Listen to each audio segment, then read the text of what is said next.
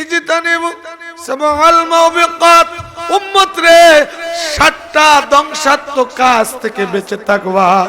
রাসূল বলেন কালা আশিরকু বিল্লাহ, আল্লাহর সাথে শরীক করো না, আসিহরু জাদু করো না, আল কাতলুন নাফসুল্লাতি হারামাল্লাহু ইল্লা বিল হক, মানুষ মানুষরে হত্যা করো না। ইসলামের বিধান ব্যতীত, আল্লাহর হুকুম ব্যতীত। এ নবীর উম্মত, আমার নবী আরো বলেন আকুলুর রিবা, তোমরা সুদ খেও না। আকুলু মালি ইয়াতীম, ইতিমের মাল ভক্ষণ করো না। তোমরা যুদ্ধের ময়দান থেকে পলায়ন করো না, জিহাদের ময়দান। ইহার ব্যাখ্যা এনেছেন লম্বা মেরকাতি মোল্লা আলী কারি রাহিমাহুল্লাহ বলেন, এ দুনিয়ার মানুষ, বড় জিহাদ ছিল সাহাবীদেরকে নিয়ে নবী মুস্তাফা ছোট্ট জিহাদ করেছেন, জিহাদে আসগর। আর আখেরি নবীর উম্মত যারা নফসের সাথে জিহাদ করবে, সে জিহাদটা হলো জিহাদে আকবর। একটু চিৎকার মেরে কোন আল্লাহু আকবার। এখানে যদি আমি আলোচনা করি লম্বা হবে। সর্বশেষ হলো সতী সাধবী নারীদেরকে তোমরা অপবাদ দিও না। এক মানুষ অপর মানুষকে ইমানি ভাই আরেক ইমানি ভাইকে অপবাদ দেয়। কি অপবাদ? মিথ্যা অপবাদ। যে কাজটা আজকের সভাপতি করেন নাই, সে কাজটা মানুষের কাছে রটাইয়া দেয় যাতে তিনার সম্মান হারানি হয়। এরকম লোক সমাজে আছে কিনা না? কথা কয় না, আছে কিনা না? এই মানুষগুলা খুব খারাপ। নবীজি বলেন এটা ধ্বংসাত্মক কাজ, এটা ধ্বংস হয়ে যাবে। কি ধ্বংস হবে? ইমানি আমলি দৌলত ধ্বংস হয়ে যাবে।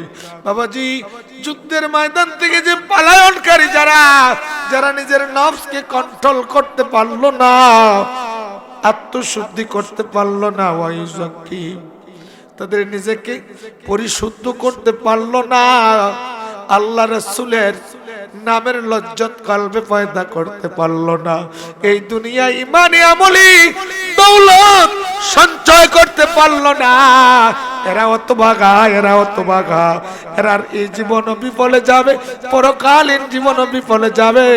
সেজন্য আমাদের দরবারে একটা সামা গাওয়া হয়, আমার সাথীর জীবন বিফলে গো, সোনার জীবন বিফলে, হে নবী তোমাকে না পাই। আরে কোরআনে হাত দিছে শুনি, গুনাহগার উম্মতের যাবিন, এই নামেরই পড়েন দুরূদ রাব্বুল আল্লাহ ইজ্জতে, হে নবী তোমাকে না পাইলে সাদের জীবন বিফলে গো, সোনার জীবন বিফলে, হে নবী তোমাকে না পাই। আরে আদম নবী সৃষ্টির পরে আরশের দিকে নজর করে, ও এই না মেরি মধু মাকা, এই না মেরি মধু মাকা করছে পাগল আমারে, হে নবী তোমাকে না পাইলে আমার সাথীর জীবন বিফলে গো, সোনার জীবন বিফলে, হে নবী তোমাকে না পাই। আদম হাওয়া সৃষ্টির পরে 340 বছর কাল দিল রে, ওই নামেরই উসিলাতে, ওই নামেরই উসিলাতে ক্ষমা করো আমারে, হে নবী তোমাকে না পাইল। বাবাজি, আমরা নবী চাই কি চাই না?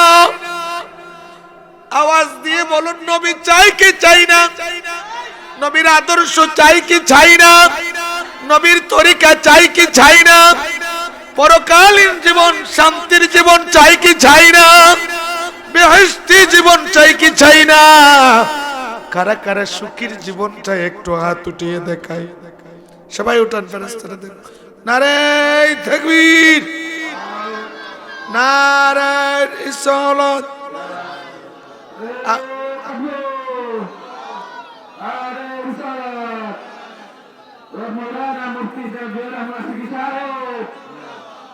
আমার নাম লাগবে না, হাত নামান, আল্লাহ কবুল করুক, বলে না আমিন। আর জোরে বলে না আমিন। নবী পাইতে গেলে নবী তরিকা লাগবো, নবীর আদর্শ লাগবো, নবী মুস্তাফার হুকুম মানা লাগবো। নবী যা আদেশ করছেন তা মানতে হবে, যা নিষেধ করছেন তার থেকে বেঁচে থাকতে হবে।